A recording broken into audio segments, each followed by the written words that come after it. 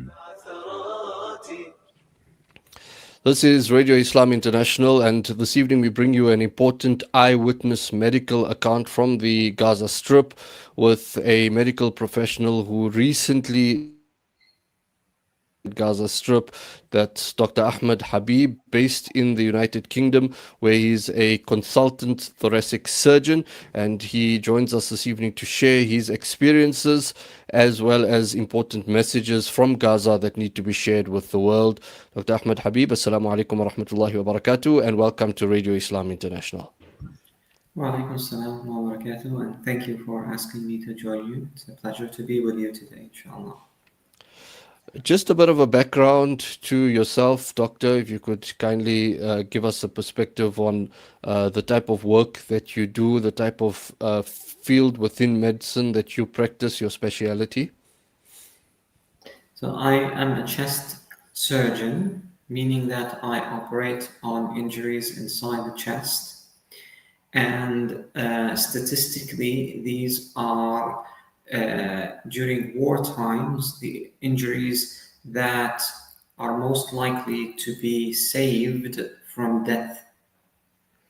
So I think when you see or you hear what I'm going to say, you will understand how crucial it is to provide timely treatment, which can save many lives that otherwise will die on the spot.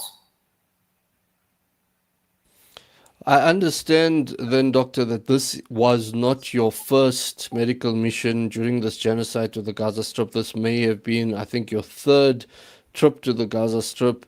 And what was quite interesting to note is from the first visit to the second to the third, there were significant differences in the type of injuries as well as the regions within Gaza where you operated. Yes, indeed, and what you're saying is true. So I went to Gaza in January 2024.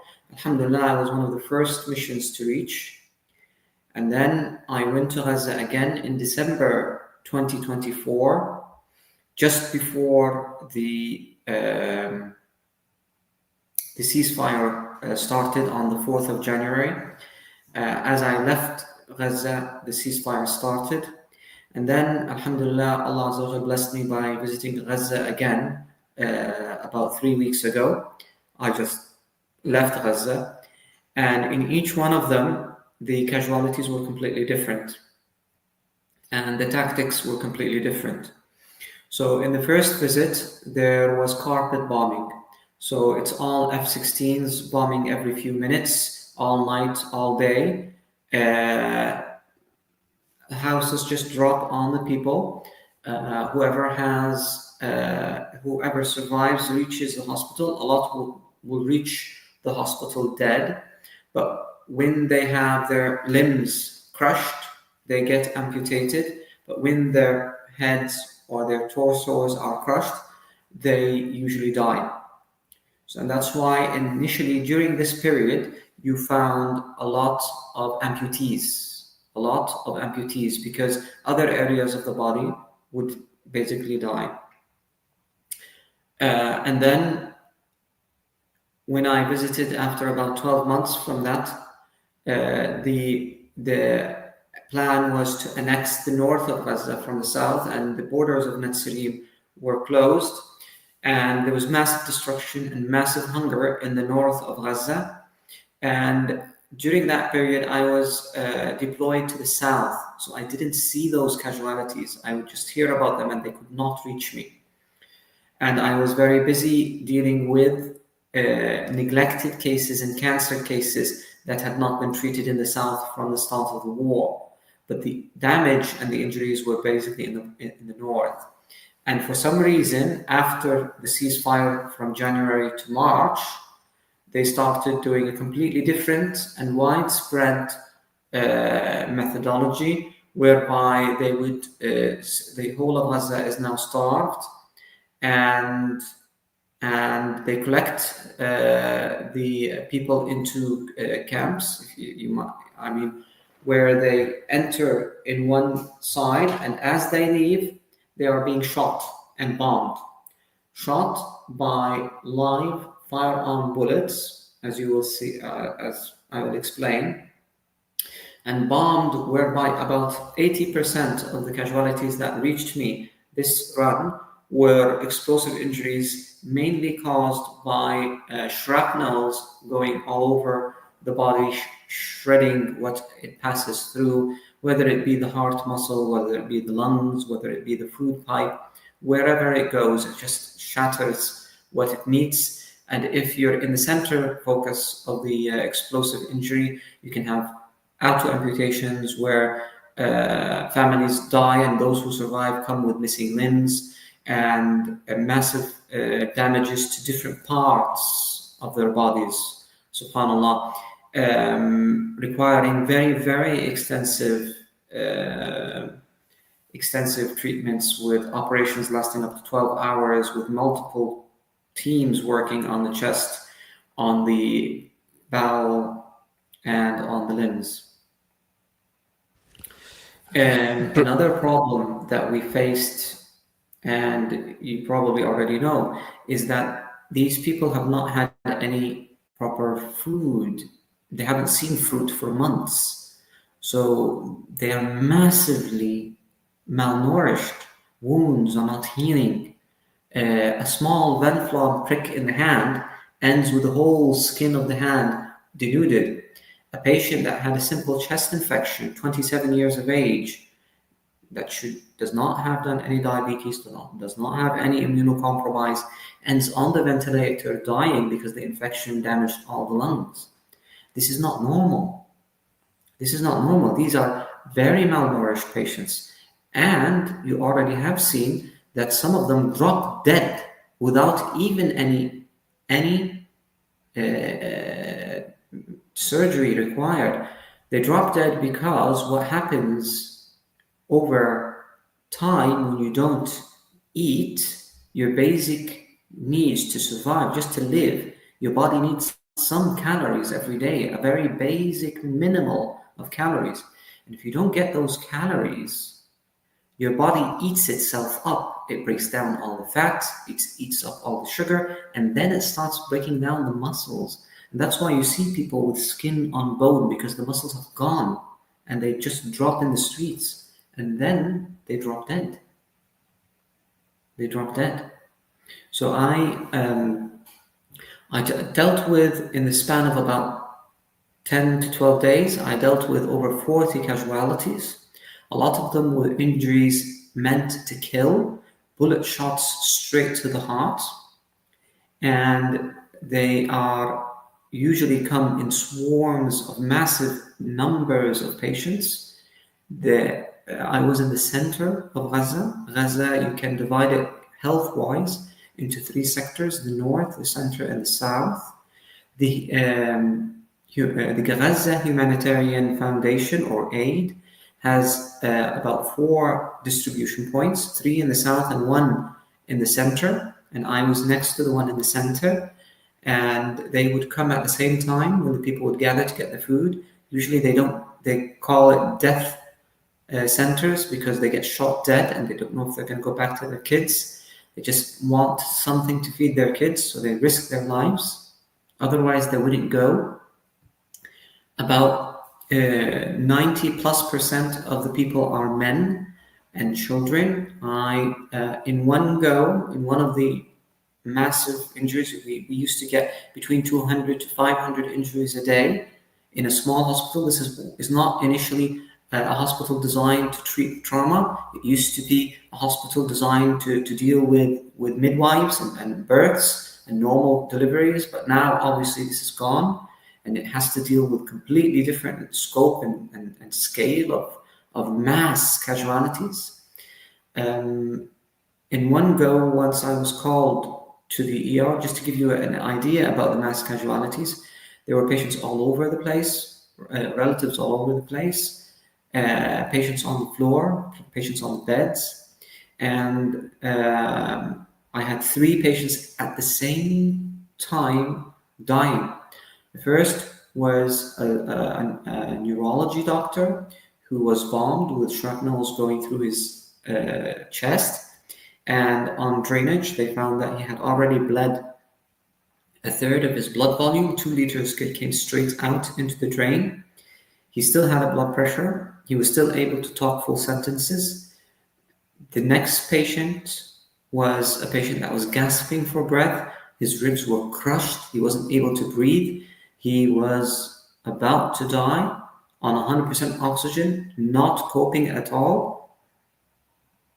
Not coping at all. And the patient next to him was a 14-year-old child who had drained, yes, another 2 liters, like the first man, but that is almost all his blood. So his heart is about to stop. I had to fix the ribs externally for the patient in the middle and rush the 14-year-old to theaters to try to save him. And while I was trying to open the chest, we didn't have the right equipment. We had to use very strange equipment, not usually used for this. And by the time I got in, his heart was stopping. I had to internally massage the heart in my hand, hold it like that, and squash the heart. And Alhamdulillah, he came back, he survived. The hole was in the heart. We managed, Alhamdulillah, to stitch it. And the next day, he was able to come off the ventilator machine and he went back to his mom and dad. The patient that was not able to breathe, he started to breathe. We managed to get him off the ventilator and he was managed on the ward. And Alhamdulillah, the neurology consultant was also saved. But a lot of other patients did not make it. A lot of patients did not survive. And sometimes I would make a very difficult decision. Sometimes I would make decisions for very severe injuries to be left to die because the resources are not there. Or if I work on that patient, it would take too much time. And if I save this patient, other patients waiting in line would die. So we had to make very, very difficult decisions. Doctor, those are very harrowing accounts, but it also speaks to, Alhamdulillah, the ability that was provided to you and our fellow doctors from around the world. It's a drop in the ocean, but just being there at the correct time is a means to at least give others, as Allah wills, a fresh lease on life. You spoke a lot about the traumatic injuries caused by the weapons of war. But I wanted to ask you, this is a much more excruciating process, and you have touched on it somewhat to speak about how the body consumes itself and how people just drop down dead. But in many of the cases of starvation, whether it occurs within the view of medical practitioners at the hospital, or even more traumatically, if it occurs within tents or homes where people cannot even physically move beyond that point, it's a very silent and cruel death. If you could talk to us about any first-hand accounts that you have of starvation, they don't have the voice to say what they've went through, but if you could perhaps put it in words, the type of pain and the type of heartbreak that's involved here. So, brother, I was speaking to one of my colleagues, doctors, and she was saying the hunger has killed us. The pain is severe. And she didn't say that immediately. I kept nagging at her, asking about how she is and to tell me about what's going on. And they don't like to say it and describe it, but it's the reality. They are so hungry that they drop in hospital during the shifts. Many of the health professionals that I was dealing with had actually moved from other hospitals because health professionals and nurses in specific, a lot of them have died from hunger, died from bombs, died from live bullets. Many of the health workers have not worked in this hospital before. They've just moved in because either their previous hospital has been bombed or their colleagues here have been killed.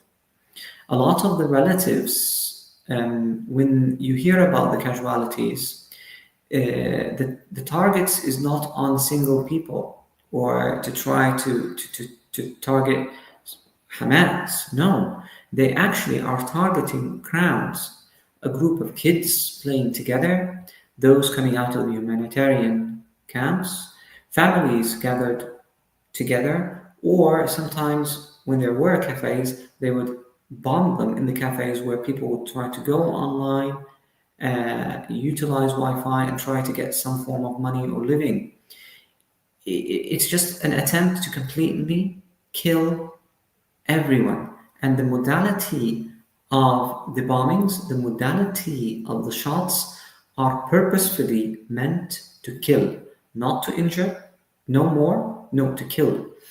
And the fact that people are dropping dead from hunger is exactly what they want to achieve. I have no doubt that this is the aim. And if we do not expose this, this is what they're going to do. They have, from my 3 visits, I can see that the target is to completely exterminate the Gazan population. I have no doubt.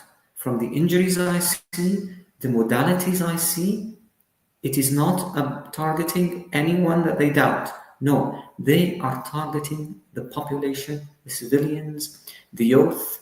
What has a 16-year-old boy done? What has a 14-year-old boy done? What has Ratib, the 8-year-old boy, done? Yeah? What has a man going out to fetch wheat for his kids and wife done? What has a female sitting in the tent done when she gets fired in her back at 3 a.m. in the morning while she's asleep?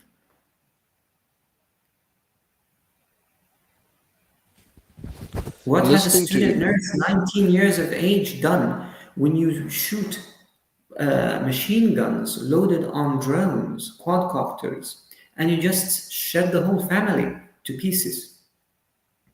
And the ambulances are struggling to bring in the patients. The patients are brought in by any accomplices. A lot of the time, I would operate on patients, on people brought in by strangers, and we don't know who the relatives are. We don't know who to hand the patient to.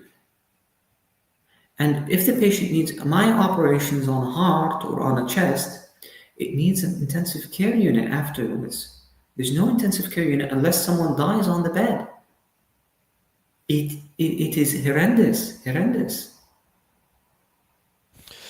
Talk to us about the state of hospitals in Gaza, because, Doctor, we've heard, the systematic targeting of all kind of infrastructure in Gaza, from educational institutions to municipality buildings to agricultural land to the hospitals, and we've seen the high profile reports of many hospitals that were totally gutted or partially attacked, placed under siege at various stages of this genocide. So, to what degree of medical facilities are available in Gaza? If you could even share with us some of the names, because we get the picture that most of the medical facilities are totally devastated. So what exactly is left? So, so, so the situation is dire. A lot of patients will be left to die because there's no equipment. A massive number of patients who had shots to the spine will be left paraplegic. I was dealing with An-Nabhan, Yamin An-Nabhan. He's 13 years of age, brother, Maulana. He's 13 years of age. He's paraplegic. Yeah, he's paraplegic. And we can't set him up because we don't have the appropriate kit, external fixators, we don't have the rods to fix him. And these are loaded in the hospital, loaded in the hospital. What can we do? What can you do for these patients? And some of these spine injuries, if they're fixed in time, their paraplegia will improve. Their ability to control weeing and pooing will improve. But then they're left. What does that mean? That means that they will always need someone to dress them, to change their diapers. Imagine a man or a woman being changed and dressed by the rest of the family for life. And this is in a tent. I was speaking to one of the friends that I made from prior visits, Abu Seher. His tent was bombed. His wife died. His dad died. His daughters died.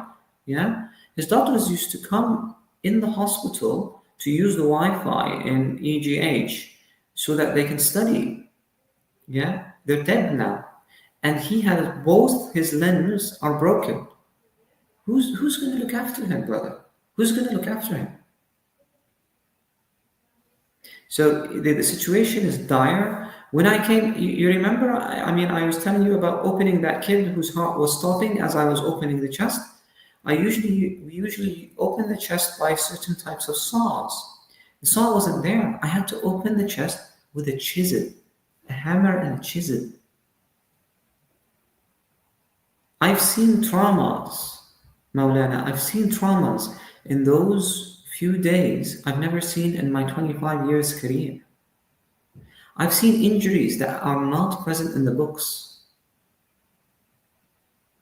I've taken bullets out of hearts. Shrapnel shredding the heart open like a book. Patients with damage, the whole rib cage, lung, spleen, all ripped to pieces, and limb flown off in the field. These are massive blast injuries. These are not simple targets where they target a single individual, and they have the ability to do that. The IDF has the ability to pinpoint people and targets. This is not what they're doing. This is not what they're doing. Doctor, when you share these kind of accounts, I know another, I've heard of another doctor who returned from the Gaza Strip, and his approach was, the time for talking is over. I'm not even keen to speak to the media about my experiences because everybody knows what is going on.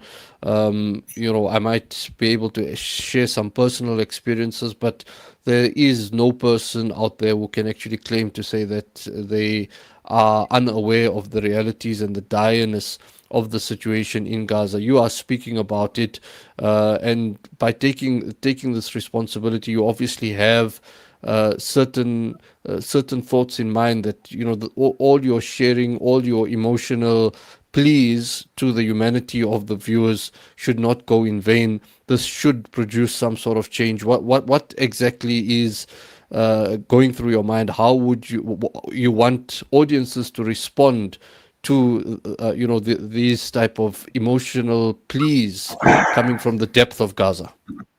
Okay. Now, yesterday, I'm sorry, but yesterday something happened that upset me a lot. I was on BBC and they asked me to speak, and I went in live, and before my turn, they were criticizing Hamas bringing out a prisoner of war who was emaciated. Now, when they criticize the emaciated prisoner of war, they then asked me, how is the medical service coping?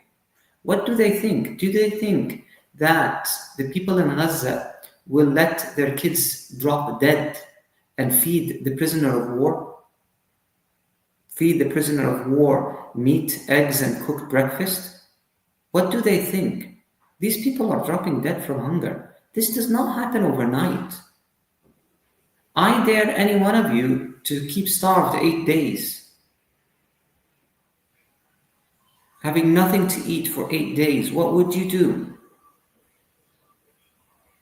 How would you survive? What do they think when they criticize a prisoner of war who's emaciated? What do you think? Are they going to feed him and leave their kids drop dead? What type of a mindset is that? The doctors that are coming to the hospital, the nurses should be 1 to 4. It's hardly 1 to 40. The nurses have died. Khalas. No more. People are exterminated. These numbers that you're seeing, 50,000, 60,000, this is an underestimate. There's so many, these numbers are the numbers where they get the names. I told you many people come to the hospital, we don't know who they are, the relatives are not there. Many people are under the rubble. When an F-16 or hits a building and it falls, the majority of the bodies will not come out. They will not be recorded. What we're seeing is the tip of the iceberg. The 50,000 is the tip of the iceberg. You have to speak up, because even though this channel and other honest channels reveal the truth, others are hiding it and blinded to it. We have to expose the criminals, and it hurts them, and it bothers them, and it makes them come down on the numbers. And that's what we can do. We need to keep talking, and that's what they don't want us to do. And whoever can do anything more, do not back off from doing it. Before me was Anas Habib. Anas Habib is a 20-year-old young man, but he bought a lock from his DIY shop and went to the embassy and locked it. Look what happened. Allah Azza wa Jal blessed his good doings. Do what you can. Think, share, like on your social media, go out, protest, speak up, do what you can. Go to your MPs, nag at their doors, go to the legal bodies, yell at your prime ministers, and so forth. Don't keep shut. Whatever you can in donations, send it across. Send it across as much as you can. We have to do our best, and we will be accounted for. It's not to save them. Allah Azza wa Jal can save them kun fayakun, if He wants. That's not the point. The point is, on the day of judgment, you can say, "Oh Allah Azza wa Jal, I've done my best.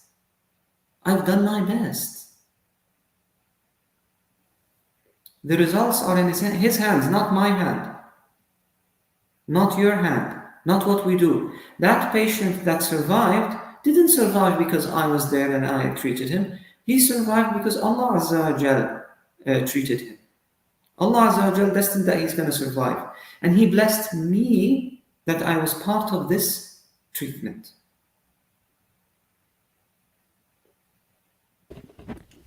Much appreciated, Doctor. I think a very pertinent message to take across, because very often when people would be looking at what needs to be done, they'd be obviously fixated with immediate results, whereas it's the effort and sincere efforts that obviously would be valued by the Almighty, and that will even produce results in the material and the worldly sense. As you bid farewell to Gaza, who were some of the people who, through conversations, through building up a friendly rapport, really caught your heart? Will, whether you return, inshallah, to Gaza or not, these people, and what they said to you, and perhaps what would some of these people have as a wasiyah, or as some sort of message that they told you to carry to the outside world? Okay, this is very difficult on many people, but in the past, my visits, they would keep quiet.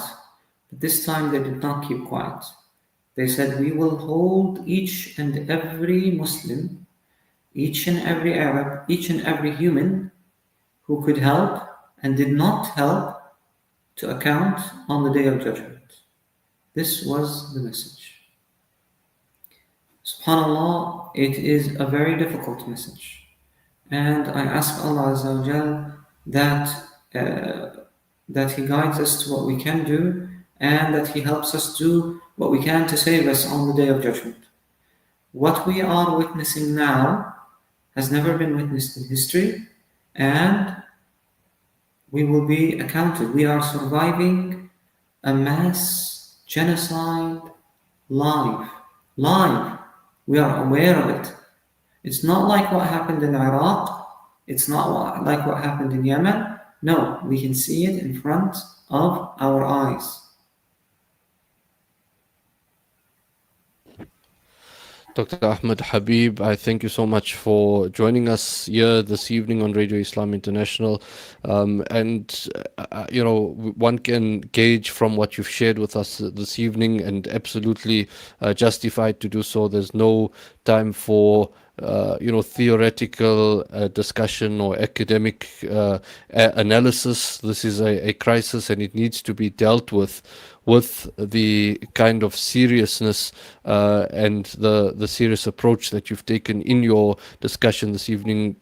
Going straight to the core, appealing to our consciousness, doing more, not finding excuses. May Allah subhanahu wa ta'ala bless your efforts and allow you to continue to assist those who are most vulnerable, and accept this mission of yours. Shukran jazilan for speaking to us this evening here on Radio Islam International. Jazakumullah khair. Wa alaikum assalam.